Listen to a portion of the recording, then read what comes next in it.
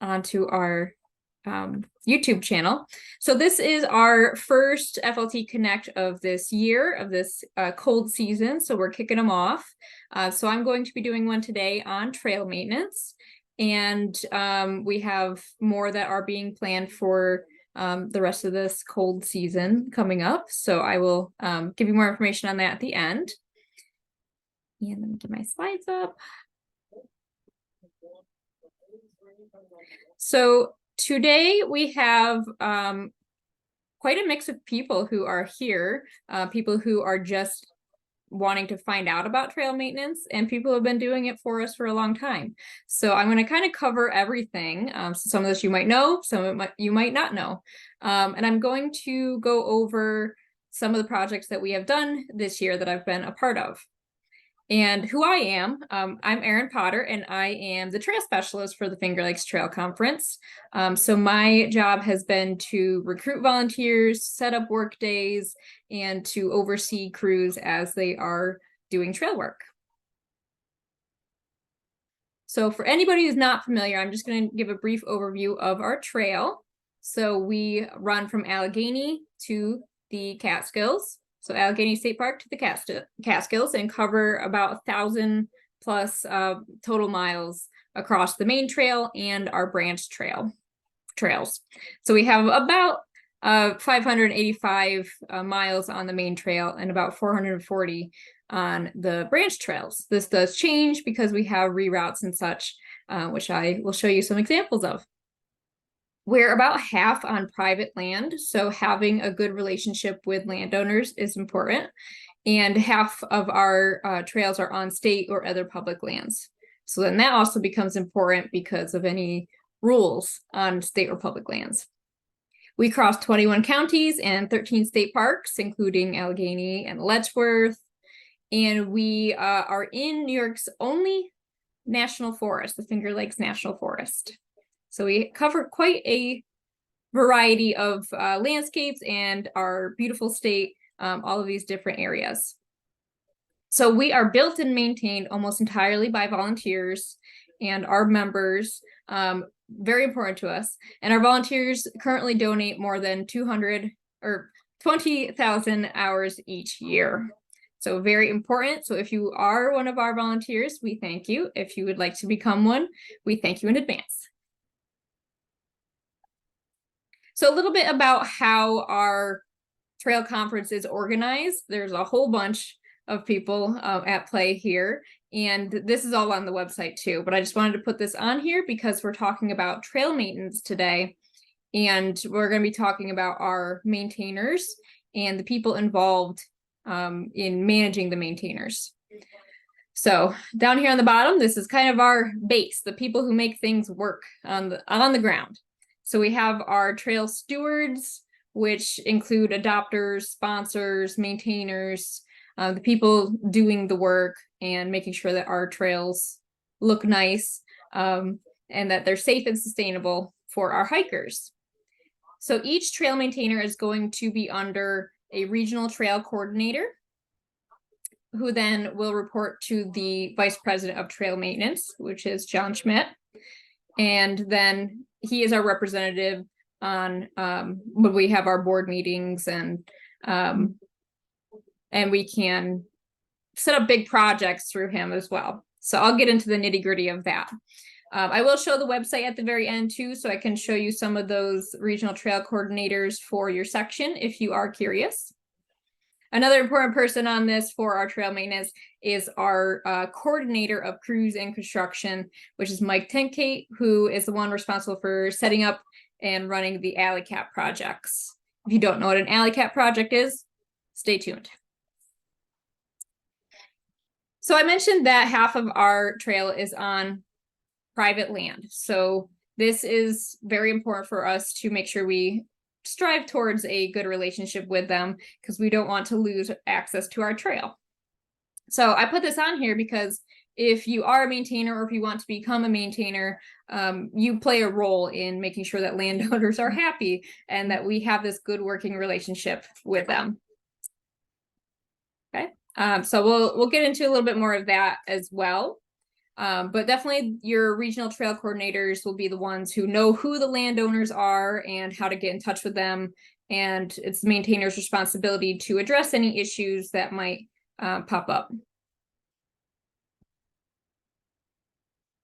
So we have different roles, and I know some of you came to my interest meetings, so I'm just gonna kind of go over some of the things that I showed there, but get into more details of some of the tools of the trade. So the people who are on the trail doing the trail work are going to be our maintainers. They're also called sponsors, stewards, adopters, depending on who you ask. But we're just going to put the umbrella term of maintainers. We also have people who just do a work day here and there. Maybe they have a day that they're not doing something and they want to just do their part and hop on the trail for one day. So we have these local crews, and then kind of in the same realm, we have people who will travel across the state as part of our roving trail crew and participate in these work days. And then we have the longer term alley cap projects. These tend to be pretty big projects, but I'm going to go into detail of all of these 4 categories. So I know a lot of you on here are maintainers or interested in becoming a maintainer. So the responsibility of a maintainer is that you have a section that's going to be like your baby. So it's your responsibility to look over this particular section. Most people have, 1 or 2 miles of the trail that they are overseeing, but this isn't always the case. We have people who have much longer sections than that as well. So when you're a maintainer, you will work under one of our regional trail coordinators of your section. Or a lot of times there are sections that are maintained by a club. So you would work with the club to have a particular section as your own. So the responsibility of the maintainer is to just make sure that the trail looks nice and that it's safe for our users. And that includes clearing vegetation or any fallen branches, picking up litter, touching up the blazes, and I'll give more information on what a blaze is if you've never heard of that term. Any signs, and repairing anything that is manageable to you. If there is something major going on, it is your responsibility as a maintainer to report that. And if it's too overwhelming for you to do on your own, that is when our roving crew will come in and organize a work day to get any bigger projects done.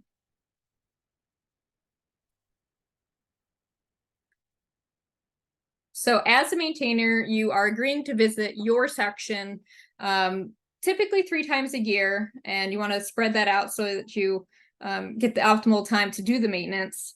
So springtime is definitely a good time to check things out. And then checking it out again in summer once more of the growth has occurred.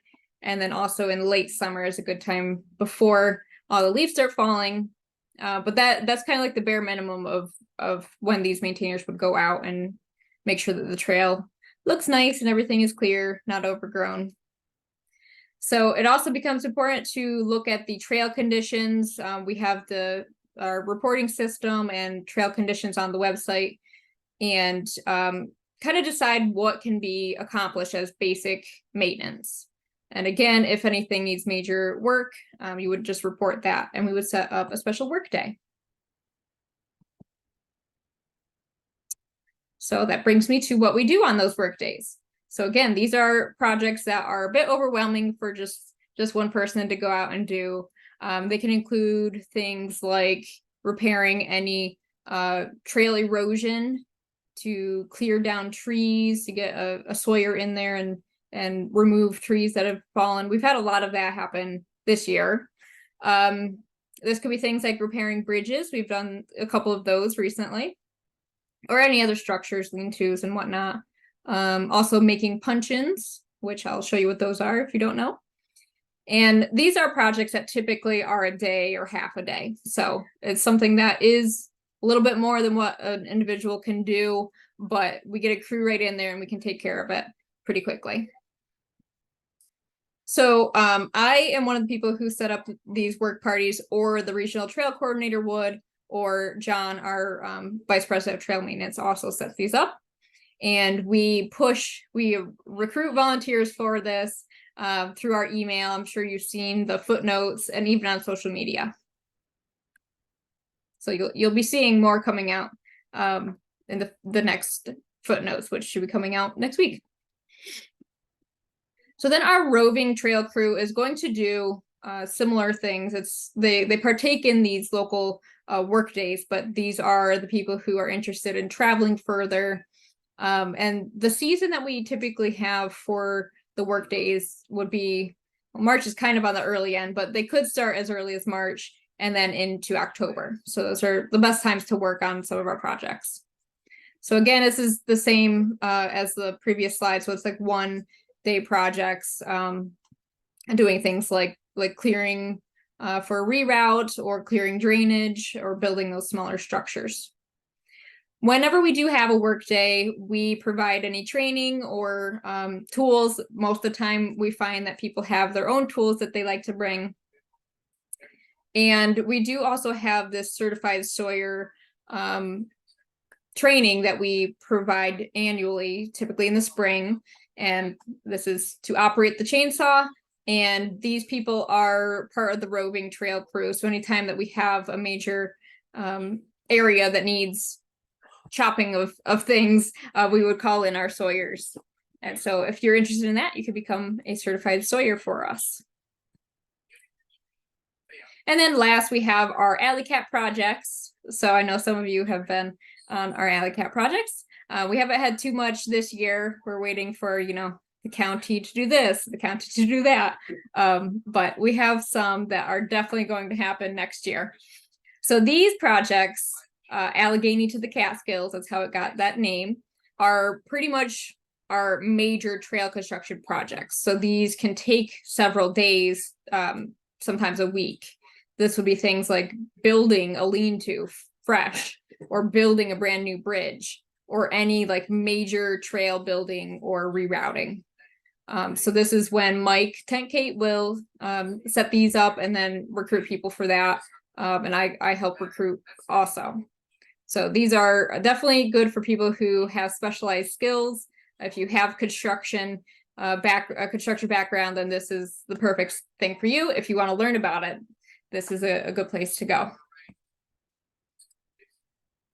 So any of those things that you would want to do, we have forms and reports, of course. So I'll show you where to find these on the website. I know some of you already have these in. We do have our general volunteer interest form, and that will put you in our volunteer database. We also have a specific trail maintainer form. We have photo release and liability waiver forms. And then, God forbid, if there is an incident, we do have an incident report form on our website.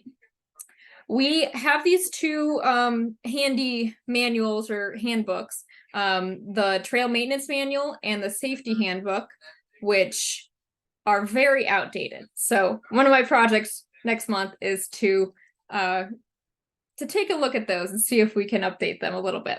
But those will be very nice tools for anybody looking to learn more about how to, one, stay safe while maintaining, and then some more of the details of what's involved with trail maintenance. We also typically have people have this volunteer stewardship agreement for the DEC. This is required if we are working on DEC land for somebody in the work crew to have this form filled out. So if you are on the roving crew and you want to join a work day, typically your crew leader will have this. So I have one and John has one. Sometimes it does become important too if there are any other DEC requirements, certain things you can't dig, for example, or they have rules against what's near the road and whatnot. So your crew leader will be able to inform you of any of those things. And then I also put on here that we have this trail report email address that if anybody has a trail report, they can put into there, and the report will go on to our trail conditions page, which anybody can go to. We encourage hikers to go there before they go out on their hike, because there might be things like closures or if there's something dangerous potentially, maybe a bridge that was just washed out. This is where people can go to hopefully get the most up-to-date information. But I also put it on here because if you are a maintainer, you can go here and see if any hikers have reported one of these trail conditions for your section. Okay, so more details on what to expect as a maintainer and some of the things that we do. So we have this image here, which is our hiking corridor. And we have the trail right here. We sometimes call this the trench, or this is where you walk on the trail.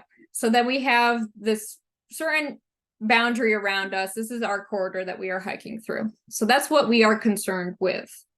We want to make sure that we are keeping this part of the area clear from erosion and clear from branches and down trees and all that good stuff. So there are specifics that go into a lot of this, but probably more information than you need to know. But typically what we want to keep on our trails is a 10% grade, which will help to keep the trail sustainable. So to define the grade, we have where the percent grade is going to be the rise, so the elevation change, divided by the run, so the horizontal distance. And then to make it a percent, we multiply it by 100. So as you're walking on our trails, you'll notice that some of it seems quite steep. We strive towards this 10% grade. We don't always get it. Nature's going to do what nature wants to do. But there are some areas where we can control that and safely cut trails so that it is more sustainable. So when you're out on the trail, you want to do some triage. You want to make sure that first you are looking for any unsafe situations that need to be addressed quickly. So these could be things like repairing some of our infrastructure, washouts along a cliff, anything that looks like a hiker could get hurt. You want to make sure that those get addressed first. And these could be things where we have to call in our roving crew to do, a day of maintenance on it. This could also be things like removing blowdown usually from steep sections. It's not so great to have blowdown there, making it unsafe. So that's always going to be first on your mind, is to make sure that there aren't any unsafe situations. And then you can start to get into everything else, things that could eventually become unsafe. Things like trail erosion or poor drainage is actually one of our biggest issues on our trail, is that the water kind of messes things up for us and it makes our trail less sustainable. So those are definitely things to look out for. And then the rest of it is going to be making sure that the trail looks like a trail, cutting back branches, just making it look like it's something that you would want to hike. So our priority is to make sure that we are maintaining the trail, preventing anything that could turn into something more severe or costly later on. So water is our major problem on our trail. Gravity and water kind of take over in some of our areas, and then people also hiking through in the wrong spot can make it worse. So we want to make sure that we are diverting surface water off the trail. And this could be running water, standing water. We want to make sure we address both. So running water is going to act to erode away the tread and any of the support structures, and can even lead to losing the trail altogether. And standing water is going to create these bog-like situations, which are no fun, and people tend to walk around them, which was the case here in this picture, and it's going to make that bog area a lot wider. So these are both situations that we want to look out for. And here's a schematic showing how we have running water that comes down a slope. Here's our tread, here's our hiking trail. And so you want to make sure that you have just the right angles of your slopes here to allow for that water to just keep going where it's going to go, and not pool up on the trail, for example. So we have a couple of ways that we can control this flow of water once we put our trail in, or if we have something that is already in place. So we can have dips, we can have water bars, these all, there's a bunch of different names and different ways that you can make these. But as you're walking around on the trail next time, I want you to pay attention to any drainage that might be already existing. And you can see this as, thinking of where the water is going to go naturally. Is there anything that's going to take it off of the trail once it kind of reaches a low spot? So in this top example here, we're kind of showing the water going down, and it's going to come into this lower spot, and it's going to drain off of the trail. So that's good. We want that. We don't want it to puddle up on the trail. So I put water bars on here, but water bars can get kind of complicated. There's different ways to make them, but there's a lot that goes into making them, and they are often too time consuming to make, and they don't work as well as creating these rolling dips. Okay, so one of the biggest things that we do for trail maintenance, and we can even call out work days to do a huge clearing of our trail. So we want to make sure that people can actually walk through. So especially with our honeysuckle and our multifloral rose that likes to grow over the trail, we just want to make sure that we keep things cut back, and so that people can walk right through there. And some of the tools that we use for that would be things like a grass whip, a weed whacker, a string trimmer, mowers in some cases. There's some areas that, you only have to mow. So all of these tools, it's great if you have them as a maintainer, but if you don't, your regional trail coordinator or club, depending on your area, may have these available to you. We do store some of ours in Mount Morris, where our office is, and whenever we do have a work day, we are able to bring the tools to the spot. Other things used for clearing would be folding saw. These are really great. They're safe to carry around. They just fold right up and often lock. And also our loppers. So these are two things that I recommend every maintainer purchases. I just got brand new ones myself. I've used these both quite often, and these work really well for any branches, honeysuckle that's overgrown. So this is a good way to remove that pretty quickly. And the handsaw comes in handy whenever you have like a step over or something in the way that's doesn't require chainsaw. This is a good little tool to have. But I did put in here about the Sawyer training as well. So I can show you where to find more information on the website about that, but ultimately your best bet is going to email John about that if you are interested. Oh, Nigel just said for loppers, I prefer the ones with adjustable handle. Good point. So yeah, I've seen loppers come in all different sizes. I have some, little hand ones, but I like ones that are kind of in the medium range, because then you can hike quite a bit with them, and they're not too heavy in your pack. And this picture here is an example of where we use the folding saw. So for some of these, they're not huge logs that had fallen over, and this was when we were preparing for one of our county hikes this year. So another thing that could be a possible work day, definitely, but also something possibly for our maintainers to do, is just to make sure that we have the right slope for our tread. So it's called benching when you are cutting the trail and making it so that it has that flat grade or less than 10% grade. So for benching, you have your slope and you want to make sure that you're keeping it so that it's not in excess. So this is a situation where you are hiking along and it just doesn't feel right. Like when you're walking around, you can feel that it just doesn't, it feels like you could do a little bit to level it out. So there are times where you might have to cut a little bit to even that out. So you'd cut more on this side. This up here is showing how you can sometimes have a berm that forms. And you can cut this also to even that out.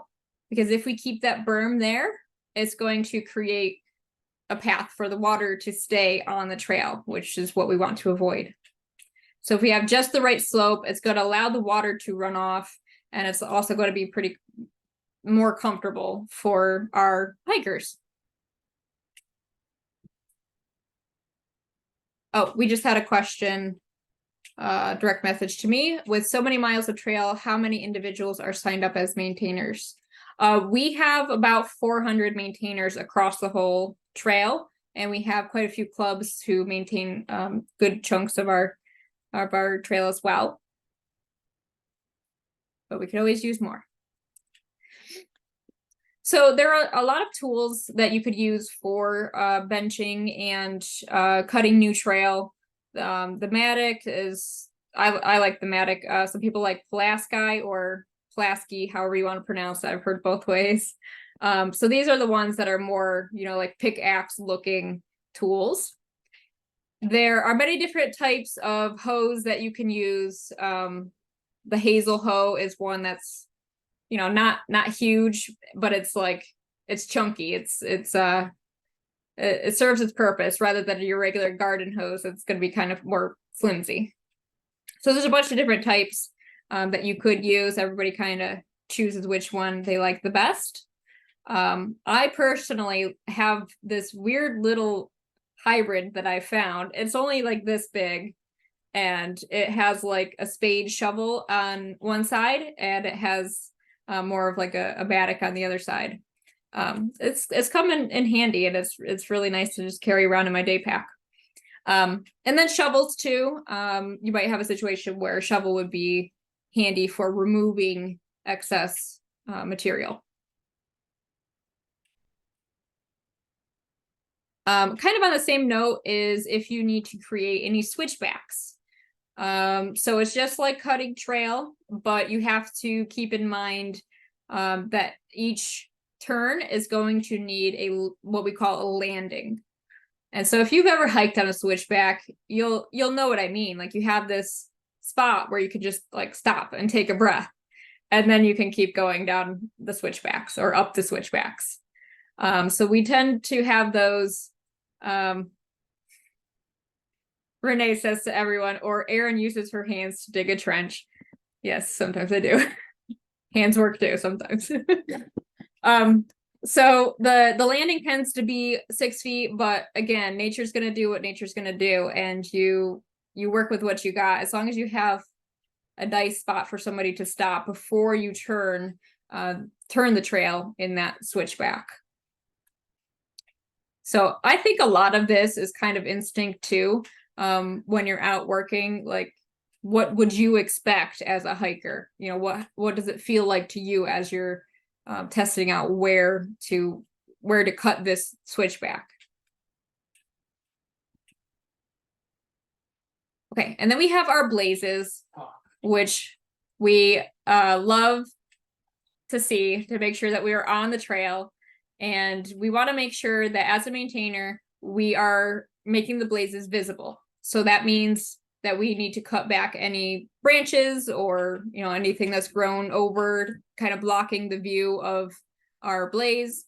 And we typically want to be able to see at least the next one as we're hiking. So I don't know if you could see it in this picture here. You can't quite see the next one, but and so our blazes are white for the main trail, and then we have other spur trails, and so those are going to be a different color depending on where you are. But these blazes are rectangles. They're 2 inches by 6 inches, And now I will say that people have different views on how to create these. Some people have a stencil and they have spray paint. Some people just slap the paint on there with a 1-inch brush. As long as you make it look close to the 2x6, we're not super strict, but we want to make sure that things kind of look uniform. And we want these to be eye level, or the average eye level. If you're really short, you want to make sure you reach up a little bit. We also make sure that we have blazes on the roads where possible. And there are some cases where we have to put in some carcinite posts and stick a blaze on there. There's a couple of different ways that we do blazes where we can't put paint. Sometimes you might have seen little like metal tags hanging from some branches. So there's always a workaround. You might also see some trail markers, and some clubs maintain some sections, and they'll put their marker on the tree as well. Tim says to me, I thought spray paint was a no-no. I know of some people who do use it. I personally don't. So again, it's whoever you ask. But most of the time we want to use paint, exterior paint that's gonna last longer. We also have a certain condition that is best for when you're going out to do the blazes, where it's, you know, warmer than about 50 degrees and you don't want it to be really humid out. Yeah. So just to weigh in, speaking of the spray paint, the reason you usually don't want to use it is because it likes to run, and unlike a house, this stuff, the tree bark is really rough, so you don't have a good smooth surface to spray on. right, yeah, I would agree with that. I'm definitely in the camp of no spray paint. I probably shouldn't have even mentioned it because there's probably just very few people who actually do use it. But it could also be helpful in some situations, I'm sure. But this exterior paint is what you want to go for. So as far as turning blazes, there are different conventions of how to do that. So the current one that we are using would be what is shown here. So if you want the trail to turn to the right, you're going to put this top one further on the right. If you want the trail to turn left, you're going to put the top one on the left side. We have parts of our trail that show these up and down with a turn. That's an old convention that we're trying not to use. That doesn't mean you have to go out and change it if you do have a section where that's the case. But any new blazes that we are putting out, we're using this convention. You might also see if two of these are vertical above each other, that means to go straight. I personally try not to do that because I think people might get confused if they think that might mean to turn one way or another. So this is generally, these three are generally what you want to see. So another thing that's useful to have is a wire brush or a paint scraper, which is just good to kind of clean the area, get any loose bark off of the tree before you put the paint on there.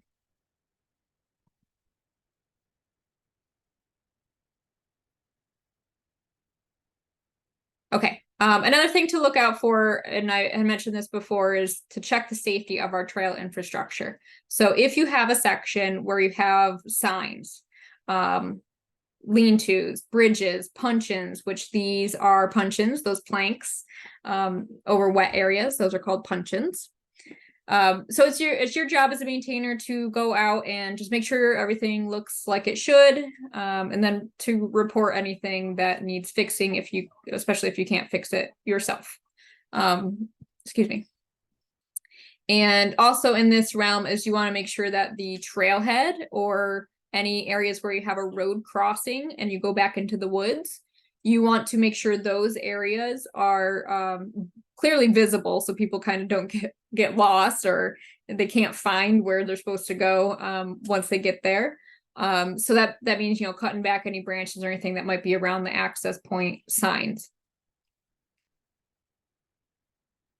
Okay, any questions about what we've covered so far? I see Renee has posted something here for Blazes. Anybody wants to check that out? Okay, so now I wanted to show you some of the cool things that we have done this year, the things that I've been able to set up as the trail specialist. And I hope to be able to set up a lot more next year and starting earlier in the year too, so we'll get more projects. So one of the first things that I was a part of was hosting, this is the American Hiking Society. And if you don't know what that is, it's a national organization that sets up these volunteer vacations all over the country. And people can sign up to come and work on the trail for the week. And it's usually in a spot that's kind of touristy. So they get one day off where they can do whatever they want. But the other days they're helping out. They're doing something on the trail. So this year we were able to host them at Letchworth. We had a good crew who came out and they did a whole bunch of stuff throughout the week. So we touched up some blazes, we fixed some incorrect blazes.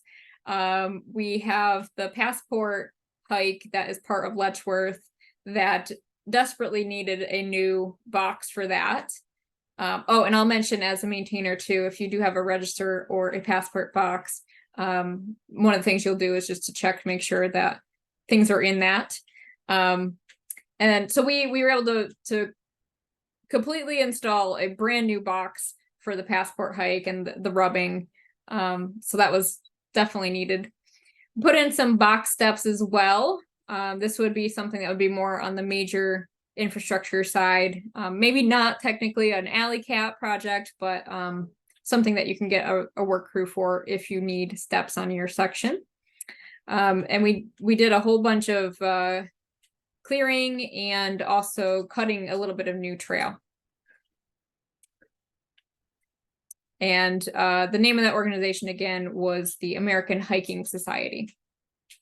So I'm going out next week. We're going to be scouting out to be able to host them next year for Allegheny State Park, we're hoping.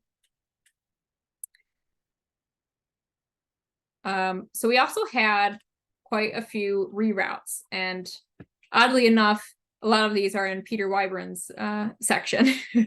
So he kept me busy for sure this summer.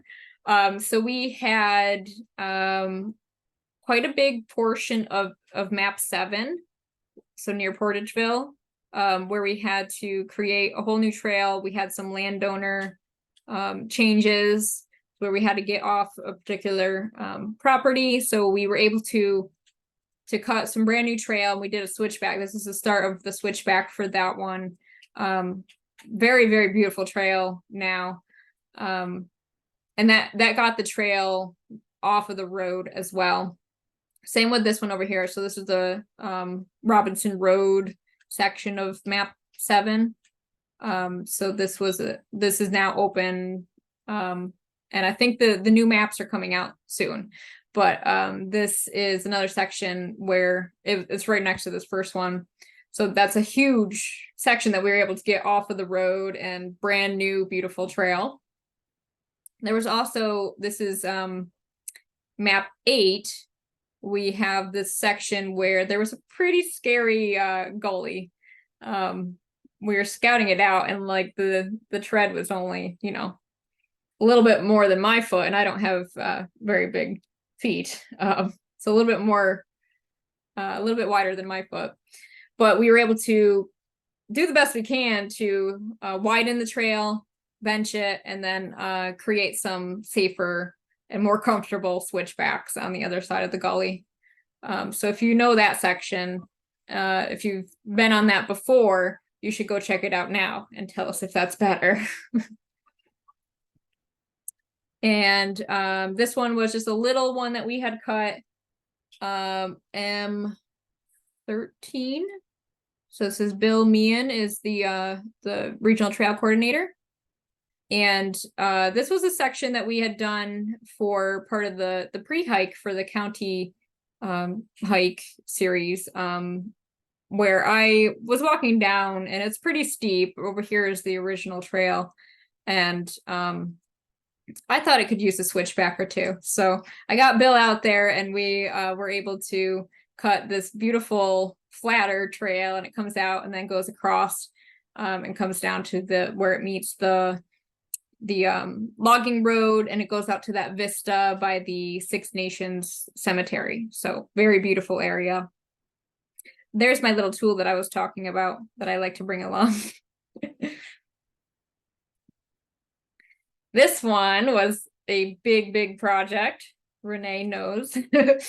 So Little Rock City in Ellicottville, near Ellicottville on map 3 was a very wet area and had some bridges and puncheons that were very old and not very helpful anymore.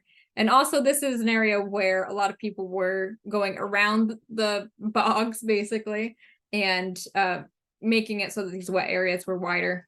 And also there was poor drainage here. So we were able to cut some of the drainage and dry the area out. So I have a whole bunch of pictures of this one. I'll kind of flip through, but there were 8 major wet areas. And so this was the existing bridge or puncheon that was there. Not really a great style to use. There's 2 huge logs and it's not allowing the water to flow underneath that. So it's just puddling up. This was about knee deep in some spots over here. And we couldn't really do much to get this out. So we built a new puncheon over it. And we're going to go back out next month and we're going to cut these 2 bottom logs to create a channel to create drainage underneath there. So the standard puncheon style is you want to have typically every 2 feet of length of your long planks, you want to have this cross piece. But you have to pay attention to the flow of the water to make sure that it can actually go underneath your structure. So we usually have this like inch or 2 space in between, not enough for somebody to fall into. But it's very simple setup to make. These were very heavy boards, and I give major props to the volunteers who worked on this one. We tried to use some of the existing wood that was still good. So there was a section over here that it could just use a little bit more. We just, threw that there. But here are some of the other sections too. You could just see how crazy it was. And I went back here a couple weeks after we had done this and cleared some of the drainage, and it was much better. This was just completely falling apart.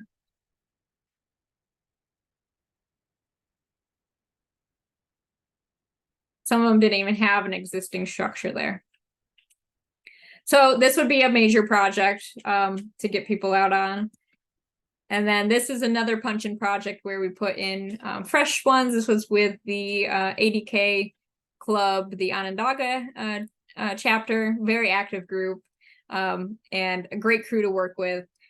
So we put in a whole bunch of puncheons on this wet section, not as bad as Little Rock City, but we made pretty quick work of that. So you can see the standard structure here as well. So if you do have a section where you need puncheons, we can help you set up a work day for that.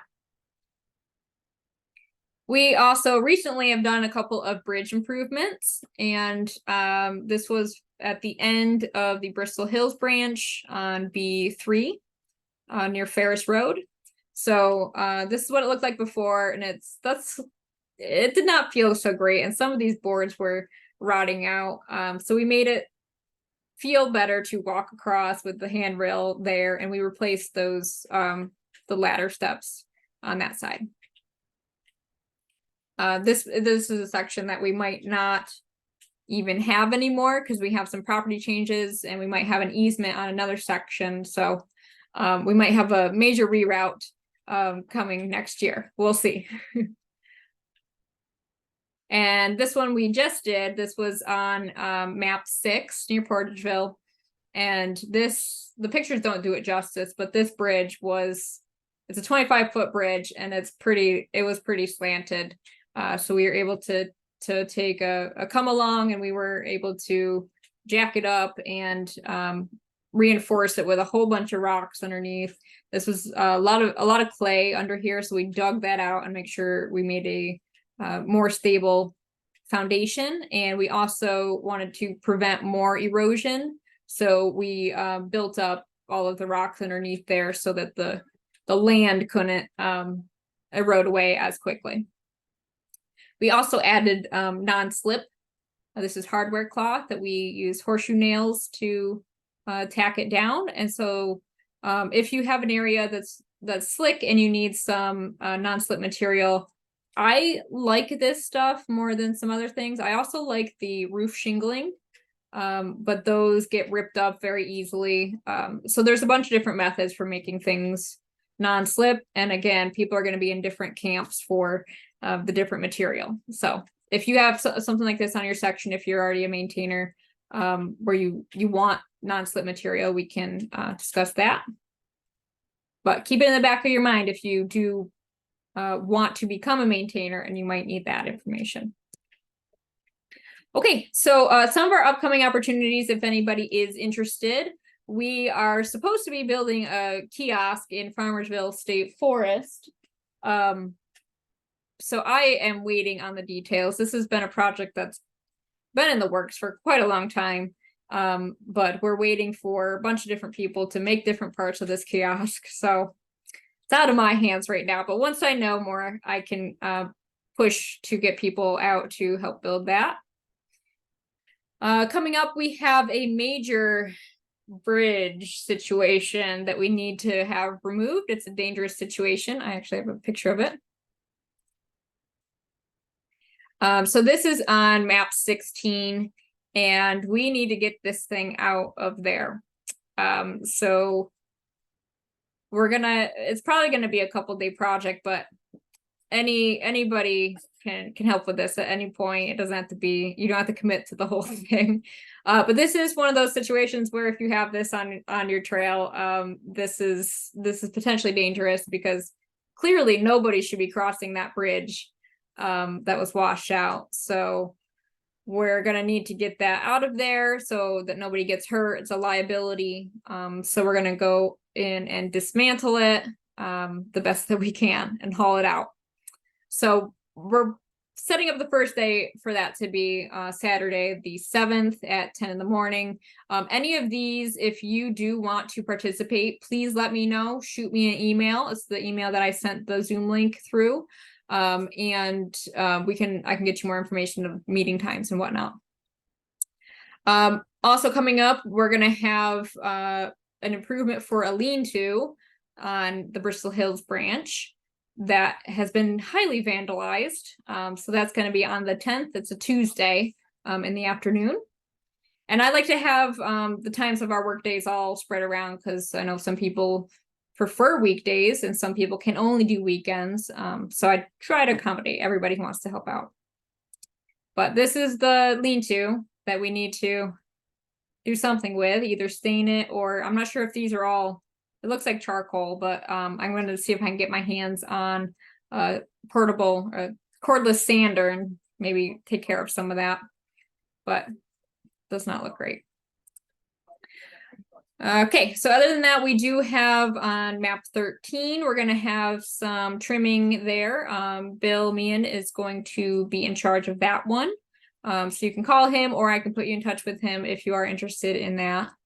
And then the project there at Little Rock City, we are going to go back in and put some hardware cloth down on those, because that is a pretty wet area. So we want to make sure that's safe, and it's a high use area. So I know a lot of families go there. We want to make sure that everybody is safe and does not fall into that bog.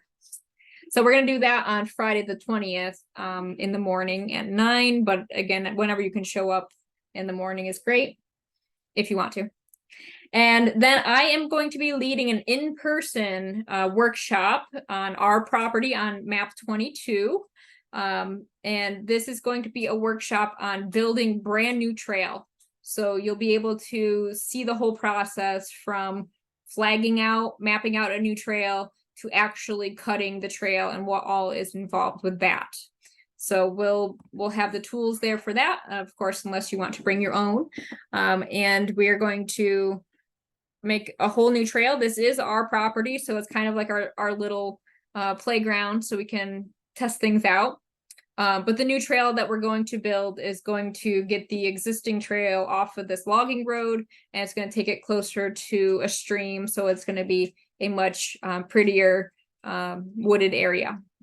So that's going to be on Saturday, the 21st at 10 in the morning. I don't expect it to go longer than 2 or 3 p.m. And I'm going to be sending out a link for anybody who wants to register, just like how you registered for this webinar. We do have some Alley Cat projects that we were hoping to do this year, but they, for various reasons, have not happened, but we will hope to do them in 2024 with a bunch more. That's my hope. So if you wanted to become a volunteer, we do have our volunteer@fingerlakestrail.org email that Peg has put in the chat. So you can email that. Those do get sent to me. So if you want to just email me directly as well. But that way, if you do send it to the volunteer one, that will be put in our master database.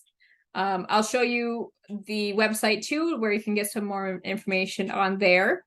Also, if you are not a member, we love our members, and we want to make sure that our trail stays around for a long time. So we do rely on people's memberships to thrive and survive. But our volunteers and our members are the backbone, really, of our whole trail system. So I'm going to show you the website, but I wanted to put this up here too, that our FLT Connect is going to continue. So next month for October, we have Joellen Lampman is going to come back. She has done a presentation for us before on ticks. So it's a really good time for us to talk about ticks. So she is going to lead a whole presentation on that. And that's going to also be at 7 p.m. She wants to have it as a hybrid event, but I'm not sure if we will do that. More information to come on that. So as I switch over to the website, if anybody has any questions, you can unmute yourself. You can say it in the chat. We do have, what are the some of the future webinar topics? I have a buddy of mine who is going to do one on the birds of the Finger Lakes Trail. He is an expert birder, so he can talk about some of the rare species in the Catskills, or some of the waterfowl that we can see in some of our reservoirs, for example. He just knows a lot about birds, but we're going to hopefully have a whole bunch more topics for you as well. Mm-hmm. Yes, Bev. So who maintains all the branches? Is that strictly through the FLT too, or are there separate organizations? All of the branch trails do belong to the Finger Lakes Trail, and we have different clubs that do different parts of it. So the Onondaga branch is generally maintained by ADK Club Onondaga, but it's in connection with the Finger Lakes Trail. The conservation branch would be the Foothills Club. But everybody, these are our trails, so they report back to us. Mm-hmm. And so I would just go through you or through Peg Fuller about the about trail maintenance. I live very near to the Interlochen Trail and use it quite a bit, so I might be able to help there. Okay. Yeah. Yeah, you can, if you want to shoot me an email, I can put you in touch with the right people. Let me show everybody too on here. This is our website, fingerlakestrail.org. Nice trillium. If you go over here to about the Finger Lake Trail Conference and go down to organization. And then on this page, it has everybody, all the other people I didn't mention who do all the great things. But down towards the bottom is we have our list here of our current regional trail coordinators. And so these are the people who are in charge of these different regions. So If you aren't familiar with our map system, I can help you out with that. We have an interactive map as well, where you can see where exactly these sections are. So you can go to that link there.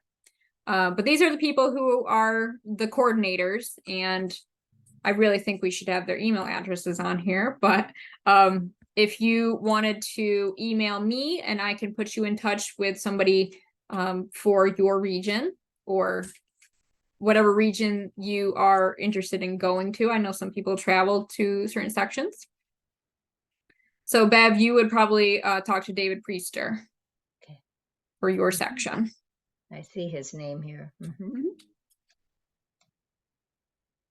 Priester.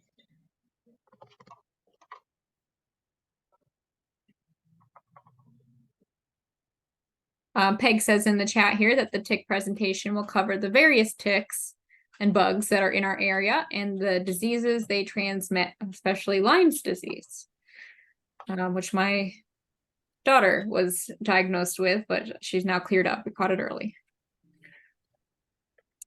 So some other cool things on our website would be our trail conditions. So if you go to the Go Hiking tab, you can click right on the trail conditions. And whatever map your section is on, or if you are going out hiking for the day, we have the tabs all here. And we have active closures that will be on here, or some kind of notice. If it is gray, there's nothing going on that map. So I'm just gonna pick some example here.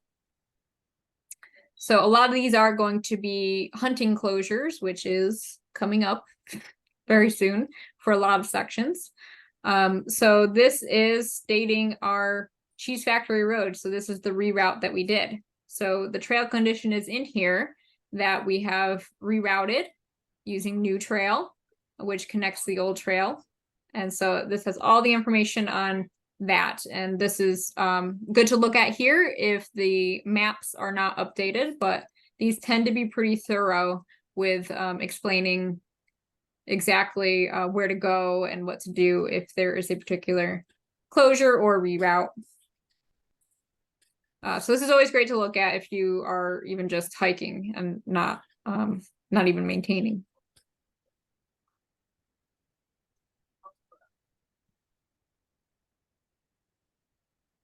Yeah, so there's a lot of cool things on the website. If you haven't checked it out before, definitely do that. And then if you have any questions, feel free to ask them, and I can mess around on the website if anybody wants to see something in particular. And I wanted to thank you all for being here to learn a little bit more about trail maintenance, or maybe get a refresher if you've been our maintainer for a while. And again, if you have any questions, or if you want to sign up for one of our work days or get more information about it, you can always email me at erin.potter@fingerlakestrail.org. That is the email that I sent this Zoom link for. So you could just reply to that as well. Okay, and we hope to have a few more days in October that we have for work days, but I am still scheduling that. So these are the ones I have so far.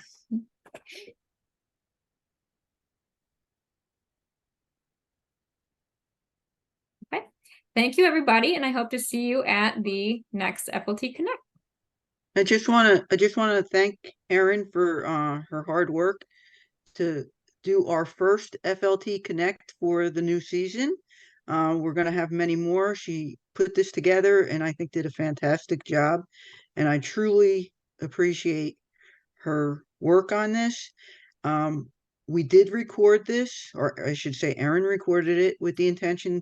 We have a YouTube channel for the Finger Lakes Trail, and it will be put up there. Feel free to browse that YouTube channel for the previous FLT Connects that we've done. And if you also have a interest in a particular topic that we haven't done that you'd like to hear about, please let me or Erin know what that topic is. Or if you are a presenter on a particular topic, we'd love to hear from you too, and have those topics out there for everybody to enjoy. And again, thank you, Erin. Thank you, Peg. Erin, I see Tim Wilbur has a question. Tim, you have a question? Erwin, were you at the fall gathering down in Watkins Glen? I sure was. Okay, so you heard me ramble on with all my things that I had. Yeah, at the members meeting. Yes. Yeah, Sorry, talking Mike, about you had, the patches. Yes, we do have patches. That we have a whole stockpile of them in the office. So if you are a maintainer or you become a maintainer and you want one of those patches, I will figure out how to get that to you. I have a supply already, so I'm good on that account. Okay.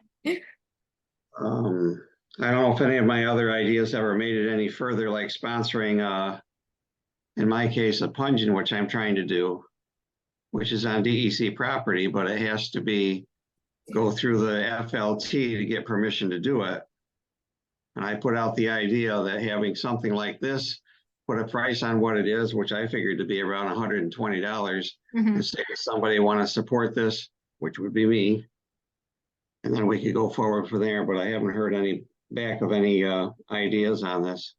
I also gave a suggestion to Roger Hopkins about maps when you have changes on them. Mhm. So I'll have you twist his ear on that and see if he remembers what I sent in. It was a good suggestion about having her own, because it's very important that we're up to date on these maps. Yes. And I think every year, I've been saying this for years, every year they should have the trail maintainers reading over what's on their description and just saying, okay, everything's the same or something has changed, but they don't seem to take a hold of that one either. But Yes. that's all I got. Okay. All right. So I can definitely help you with the punch-in project. I was the on-site coordinator that for the fall weekend, so I was running all over the place. So I heard some of what you were saying. But yeah, I will definitely see what I can do about the punch-ins. I was hired to get stuff done, so that's what I'm going to do for you, Tim. Okay, And thanks. yeah, we are trying to improve communication. I know some of the coordinators are very slow to respond. Some are very active, so we are trying to improve that. And maintainers as well. We have some maintainers who say they're active, but we never hear from them, so we're not sure if everybody's checking their trail. So yeah, I will shoot you an email and we will get something done. Very good. Thank you. Mm-hmm.